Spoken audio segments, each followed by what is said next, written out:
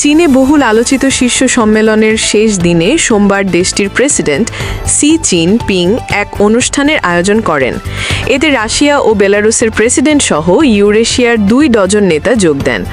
আঞ্চলিক কূটনীতির কেন্দ্রবিন্দুতে বেইজিংকে তুলে ধরতে এই শীর্ষ সম্মেলনের আয়োজন করা হয়।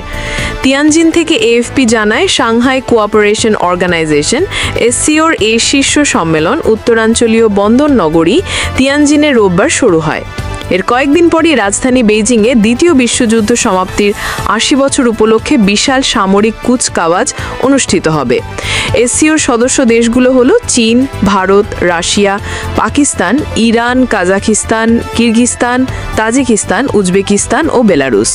এছাড়াও আরও 16টি দেশ পর্যবেক্ষক বা সংলাপ সহযোগী হিসেবে এর সঙ্গে যুক্ত রয়েছে। এই শীর্ষ সম্মেলনের সব নেতা সোমবার প্রথমবারের মতো একত্রিত হবেন। সমাবেশটি উদ্বোধনী অনুষ্ঠান হিসেবে বিবেচিত হবে। এখানে সি জিনপিং একটি ভাষণও দেবেন। রোববার রাশিয়ার প্রেসিডেন্ট ভ্লাদিমির পুতিন তিয়ানজিনে পৌঁছান। চীন, ভারত, রাশিয়া, ইরান, উত্তর কোরিয়ার এক মঞ্চে নেতৃত্বের প্রভাবে দক্ষিণ এশিয়ার ভূ রাজনীতিতে আসতে যাচ্ছে এক নতুন সমীকরণ।